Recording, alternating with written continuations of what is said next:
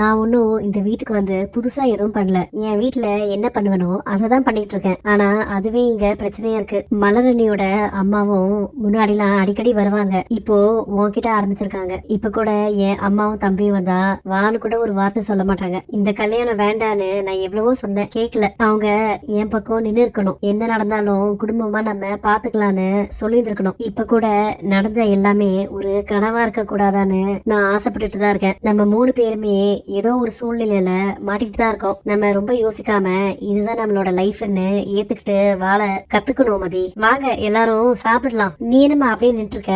எல்லாருக்கும் தண்ணியாச்சும் வைக்கலாம்ல. எதுக்குப்பா எல்லாருக்கும் தட்டு வைக்கிற? சாப்பாடு வேஸ்ட் எல்லாம் தட்டுல வைங்க, கீழே வைக்காதீங்க. அதை எடுத்து கிளீன் பண்றது ரொம்ப கஷ்டமா இருக்கு. ஏங்க நீங்களும் அந்த தட்டுலயே வேஸ்ட் வைங்க. ஏன் எதுக்கு இப்போ கீழே வச்சா என்ன ஆகும்? இப்ப இந்த தட்டையும் சேர்த்து வேற கழுவணுமா?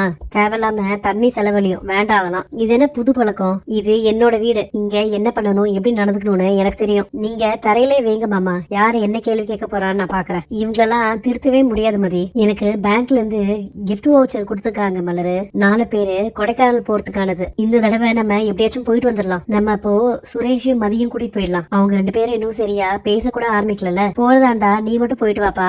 இவளும் போயிட்டானா வீட்டை யார் பாத்துப்பா? வேலையெல்லாம் யார் செய்யறது?